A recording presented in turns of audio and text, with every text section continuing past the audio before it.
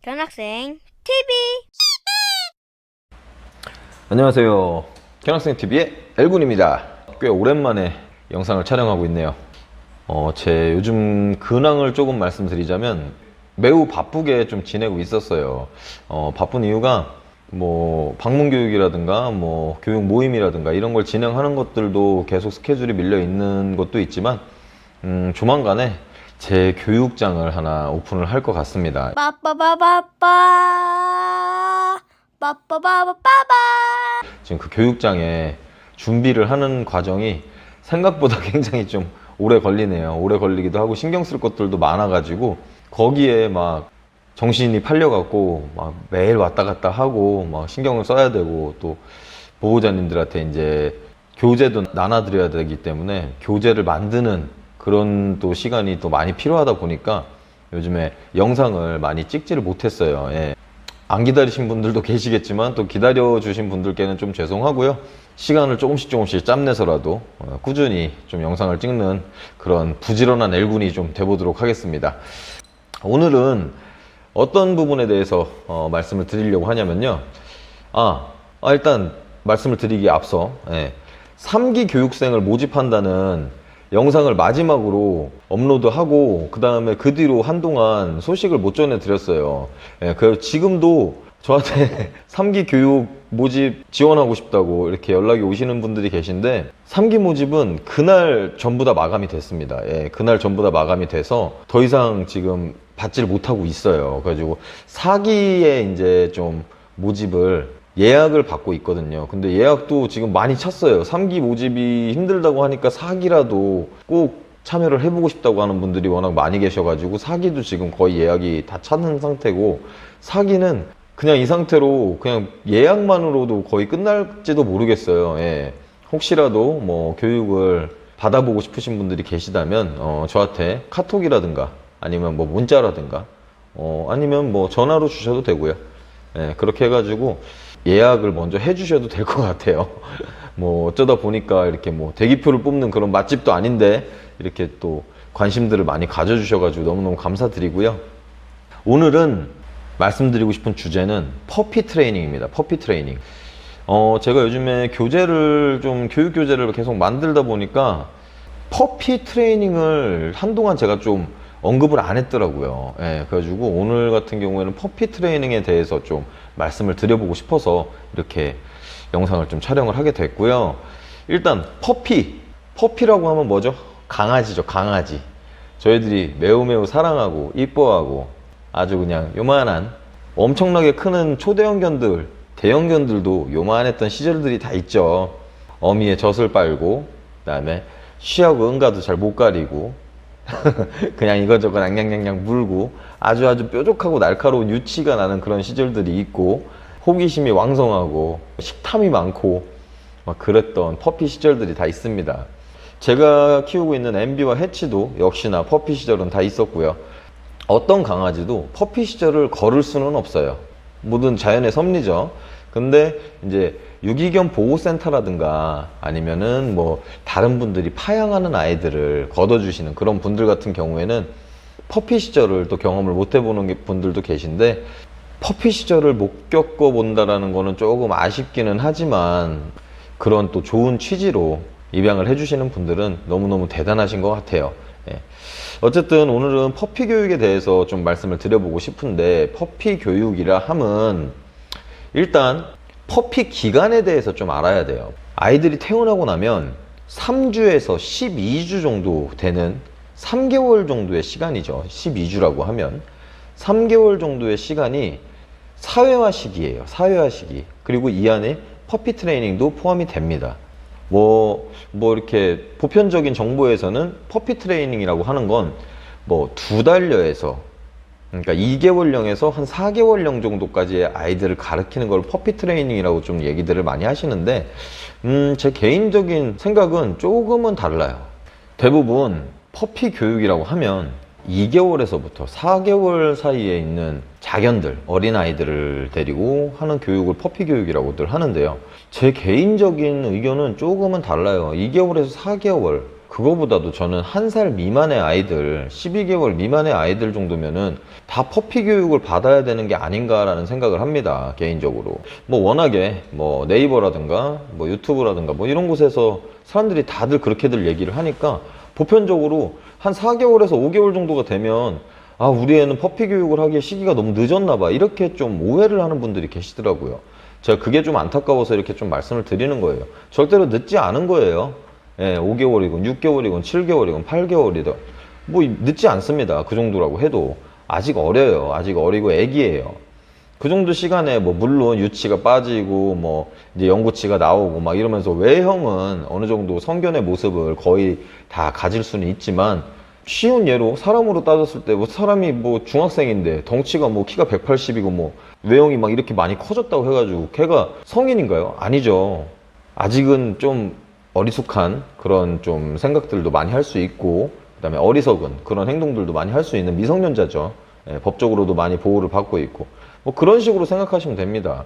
근데 이 이제 퍼피 교육을 진행을 함에 있어서 기간도 기간이지만 중요한 거는 그런 개념이에요. 개념. 어떤 개념을 가지고 있어야 되는데 퍼피 교육이라고 할 때 보호자님들이 조금은 잘못 생각을 하고 계신 게 퍼피 교육을 어렸을 때부터 앉아, 엎드려, 기다려, 이리 와, 굴러, 빵 막 이런 것들을 어릴 때부터 가르치면 그게 퍼피 교육인가? 라고 생각하는 분들이 간혹가다 계시더라고요. 그런 건 퍼피 교육이 아닙니다. 앉아, 엎드려, 기다려 이런 거 나중에 해도 돼요. 퍼피 교육의 가장 중요한 포인트는 뭐냐면 보호자와 그리고 보호자의 가족 구성원들과 그리고 사회에서 반려견으로 살아가는 그 과정에 있어서 어릴 때 예의 범절을 배우는 그런 것들을 퍼피 교육이라고 할 수 있어요. 쉬운 예로 뭐 배변 교육 같은 거, 배변 교육 같은 거는 아기 때, 퍼피 때 잘 잡아주면 굉장히 쉽게 가요. 퍼피라고 하는 거는 사람도 마찬가지죠. 어릴 때 백지에 도화지에 그림을 그리면 깨끗하게 그릴 수 있는 것처럼 어릴 때 아무것도 습득하지 않고 학습하지 않은 그 상태에 뭔가를 가르치면 그대로 잘 따라해요. 그래서 퍼피 때 배변 교육이랑 예절 교육 같은 거를 하면 매우 효과도 탁월하고 나중에도 다른 어떤 나쁜 습관이라든가 그런 것들이 발생을 하지 않죠. 그래서 퍼피 교육을 뭐 하는 거고 나중에 커가지고 문제 행동들이 발생하는 거를 사전에 미리 방지하고 막아주는 거예요. 미리 방지하고 막아줘서 그런 문제들로 하여금 사람들도 힘들지 않고 아이들도 지치지 않고 힘들지 않게 막아주는 그런 작업들을 퍼피 교육이라고 할 수 있습니다. 지금은 반려견을 키우는 인구수가 1000만에서 1500만 정도 된다고 하죠. 어마어마한 숫자의 인구가 반려견을 키우고 있어요. 또 그에 반해서 파양을 하는 사람들도 많죠. 막 뭐 특히나 여름철만 되면 굉장히 좀 씁쓸한 소식 중에 한 가지가 휴가철에 놀러를 와서 거기서 파양을 시키고 그러니까 아이들을 버리는 거죠. 유기를 하고 그냥 자기네들만 집으로 가버리는 막 충격적인 영상 같은 거 보면은 달리던 차에서 갑자기 애를 내려놓고 차만 그냥 가버리는 그런 좀 충격적인 영상들도 가끔 볼 수가 있죠. 진짜 말도 안 되는 행동들인데 이런 게 참 사회적으로도 문제긴 한데 저는 이런 게 퍼피 교육을 좀 잘해서 아이들을 올바르게 키웠다면 이런 일들이 조금은 덜 하지 않을까, 파양률이 조금은 낮아지지 않을까라는 그런 생각을 좀 해봅니다. 이게 우리나라가 옛날에는 반려견이라는 단어 자체가 없었죠. 개였습니다. 개였고 우리의 주거 환경이 대부분 마당이 있는 주택들이었고 그 마당에서 줄을 묶어서 쇠사슬로 된 그런 줄들을 묶어서 강아지들의 크기에 상관없이 큰 애든 좀 작은 애든 발발이든 이런 아이들의 견종에 상관없이 그냥 묶어서 밥 주고 똥 치워주고 네, 그렇게 키웠었는데 점점 세대가 바뀌고 시대가 변하면서 주거 환경이 많이 변했죠. 예전에는 단독주택의 형식의 뭐 집에서 많이들 거주를 했다면 지금은 아파트나 빌라 이런 다세대가 주택에 좀 거주를 하는 분들이 많이 계시죠. 그러다 보니까 마당 자체가 별로 없어요. 집들이 마당이 별로 없다 보니까 자연스럽게 반려견들을 집안에서 키우게 되는 그런 형태로 좀 많이 변경이 됐습니다. 그러다 보니까 옛날에는 마당에 묶여있는 개들이다 보니 짖거나 뭐 이런 것만 너무 그렇게 심하게 짖거나만 하지 않으면 크게 문제될 게 없었어요. 저지뢰를 한다고 해도, 사고를 친다고 해도 크게 사고를 치는 만한 것도 없었고, 해봤자 자기 집 그냥 좀 물어 뜯어 보는 거, 그 다음에 끊어지지도 않을 삿을 좀 앙냥냥냥 해보는 거, 그리고 뭐 바닥이 흙이라면 흙 좀 어디 파놓는 거, 뭐 그 정도가 그냥 사고의 전부였죠. 근데 지금은 이제 주거 환경이 바뀌다 보니까 집안에서 크는 애들이 많단 말이에요. 집안에서 이제 키우다 보니까 문제 행동들이 너무 눈에 확확 들어오게 되는 거죠. 그러다 보면 집에서 키우면 일단은 대소변을 잘 가려야 돼요. 대소변을 잘 가려야 되고, 그 다음에는 뭔가 집안의 물건이나 이런 것들을 파손하지 않아야 됩니다. 네, 그런 걸 해야 되고, 벽지나 뭐 장판이나 뭐 문지방이나 뭐 가구나 너무 많죠. 아이들이 사고를 치면 안 되는 전기선 같은 것들도 있고요. 그런 부분들의 이제 문제 행동, 또 다들 모여서 사는 아파트나 빌라 형식의 주거 형태다 보니까 짖음, 우리 애가 너무 짖어. 그럼 옆집에서, 밑에 집에서, 위에 집에서 막 시끄럽다고 이런 민원들이 들어올 수가 있고요. 자, 퍼피 교육을 조금만 신경 써서 진행을 해주셨다면 이런 이제 문제 행동들을 많이 사전에 막을 수가 있다라고 하는 큰 장점이 있어요. 이런 문제 행동들이 발생하고 나서 교육을 한다는 건 이미 그 문제 행동이 고착화되어 있을 경우들이 많거든요. 쉽게 말해서 애들이 고집이 생겼을 수 있죠. 그리고 습관이 되고 버릇이 되어 있을 수도 있어요. 그거를 다 문제 행동이 발생하고 나서 그걸 다시 교정을 해주기 위해서는 너무너무 힘이 들어요. 그리고 이미 뭔가 아이들이 그런 것들을 계속 호시탐탐 노리다 보니까 보호자들도 지치고요. 그래서 파양률이 높아지는 것 같아요. 제 생각엔. 그런 부분들을 퍼피 교육으로 이용을 해가지고 좀 진행을 해주면 좋을 것 같은데, 대부분이 퍼피 교육을 어떻게 시작을 해야 되는지에 대해서가 조금 궁금하실 거예요.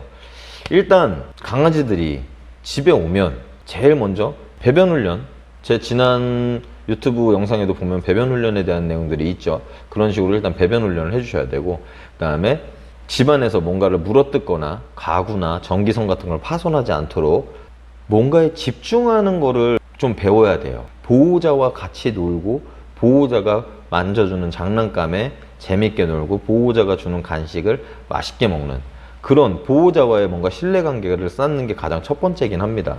예, 그런 거를 먼저 해주고, 그 다음에 아이들이 사고를 칠 만한 물건들은 치워주세요. 이거를 뭐 안 돼, 뭐 못하게 하고 막고 블로킹하고 이렇게 하는 거는 두 번째 문제예요. 훨씬 더 쉬운 방법은 치우는 거예요. 치우는 거. 치울 수 없는 물건들은 뭐 울타리나 이런 걸로 좀 가드를 해서 초반에는 좀 막아주셔가지고 아이들이 그거를 너무 관심을 갖기 전에 사전에 좀 차단을 해주는 거죠. 여러 가지 소리 같은 것들에 노출을 많이 시켜주세요. 네, 여러 가지 소리. 뭐 이럴 땐 둔감화 교육이라고도 하죠. 네, 뭐 초인종 소리 같은 것도 일부러 자주자주 막 눌러주고, 핸드폰 소리라든가 어떤 소리에 예민하게 반응하지 않도록 계속 트레이닝을 해주는 거예요. 퍼피 트레이닝을 계속 지속적으로. 그래서 핸드폰으로 여러 가지 소리도 들려줘 보고, 그 다음에 산책도 그냥 맨날 가는 산책 코스 말고 여러 군데를 많이 다녀주세요. 여러 군데를 많이 다니면서 여러 가지를 경험하게 해주시는 거예요. 둔감화 교육의 가장 쉬운 예를 들자면 이렇게 생각하면 좋을 것 같아요. 기찻길 옆에 있는 집에 사는 개가 있어요.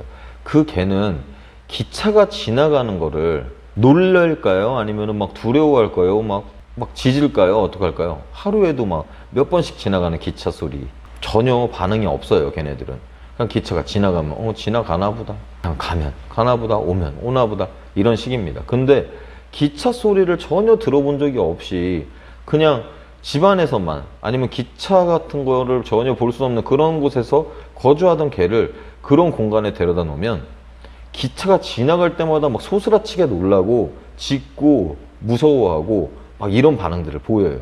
이게 뭐냐면 그 기차 소리를 매번 듣던 그 아이는 기차 소리에 대한 둔감화가 된 거예요. 그게 소리도 있고 진동도 있지만 자기한테 어떤 물리적인 피해라든가 어떤 심리적인 피해를 주지 않는다라는 거를 알게 된 거죠. 근데 그걸 경험하지 못해본 아이들은 저게 엄청나게 큰 소리를 내고 엄청나게 큰 진동을 만드는, 그게 자기한테 어떤 피해를 줄 것 같다는 그런 생각에 공포스러워하고 무서워하고 막 경계하고 짖고 막 이렇게 되는 거죠. 그래서 퍼피 시절에 아주 여러 가지 소리들과 다양한 공간에서 많은 사람들도 만날 수 있게 그렇게 해주면은 매우 도움이 됩니다. 근데 한 가지 주의할 점이 있어요. 보호자들은 자기 반려견의 성격이나 스타일을 잘 알아야 돼요. 그거를 모르는 상태라면 우리 아이가 어떤 성향을 가지고 있는지도 모르면서 그냥 뭐 사회화 교육 시킨다고 애견 놀이터 같은 데 가가지고 걔들한테 막 풀어줘. 막 다른 강아지들이랑 같이 놀으라고. 보호자들은 놀으라고 풀어주는 거지만 얘가 굉장히 소심한 애인 거예요. 그러면 얘는 노는 게 아니라 다른 강아지들이 막 뛰어와가지고 반갑다고 인사하는 것조차가 공포입니다. 두려워져요. 무서워지고. 겁이 없고 뭔가 쾌활한 그런 스타일의 아이들은 괜찮지만 소심하고 이런 아이들한테는 그런 경우들이 트라우마가 돼버려요. 그리고 그런 상태에서 놀래가지고 다른 강아지들한테 공격성을 막 내비치고 막 이렇게 한 상태에서 보호자가 그제서야 왜 이러지? 그걸 안아가지고 집에 왔어요. 그러면 그 아이는 다른 강아지들에 대한 경계심이라든가 공격성 같은 게 어릴 때 트라우마로 자리를 잡아버리는 거예요. 그러면 조금 더 이제 성장이 된 다음에 좀 자기 덩치가 커지고 조금 더 보호자와의 신뢰관계가 쌓이고 했을 때 산책을 했을 때 다른 개를 보면은 미친 듯이 짖는 거죠. 그때 그 어렸을 때 놀랬던 그 기억에 미친 듯이 짖는 거예요. 그러니까 그런 부분들을 잘 생각을 해가지고 좀 둔감화를 시켜주셔야 돼요. 그러면 소심한 아이들은 어떻게 하느냐, 먼발치에서 지켜보는 것부터 시작이죠. 그리고 얘가 너무 놀라지 않게, 그리고 계속 보상해주고 칭찬해주고 이런 것들을 반복하면서 이 아이가 어느 장소에서도 유연하게 있을 수 있는 그런 상태를 만들어주는 게 퍼피 트레이닝의 가장 핵심이에요. 그리고 나에게 잘 집중할 수 있도록 만들어주는 것. 자, 오늘은 퍼피 트레이닝에 대해서 좀 얘기를 해봤는데 이제는 애견 훈련소라고 하는 개념보다는 반려견 교육, 그것도 긍정 강화, 이런 것들이 좀 각광받는 추세죠. 그러다 보니까 대부분 퍼피 트레이닝 이런 것들도 이제 관심들이 많아지셨더라고요. 퍼피 트레이닝에 대해서 딱 단정 짓자면 앉아 엎드려 기다려 이런 것들을 가르치는 게 퍼피 트레이닝이 아닙니다. 이 아이가 모든 것을 경험할 수 있고 모든 것에 의연하게 대처할 수 있는, 그리고 성격이 유순하게 클 수 있게끔 도와주는 것들이 퍼피 트레이닝의 핵심이에요. 기타 기본 복종 훈련이라든가 이런 것들은 그 이후에 진행을 해도 전혀 늦지 않습니다. 그냥 많이 놀아주시고 신뢰관계를 많이 쌓으시고 그 다음에 여러 가지를 경험할 수 있는 그런 상태로 만들어 주시면 좋을 것 같아요. 어쨌든 오랜만에 좀 영상을 올려가지고 좀 기다리신 분들께는 죄송하고요. 열심히 또 활동을 하는 엘군이 돼보도록 하겠습니다. 요즘에 비 때문에 피해를 보시는 분들이 너무 많으신데 다들 좀 안전하게 그리고 별 피해 없이 잘 지나갔으면 하는 바람입니다. 시청해 주셔서 감사합니다.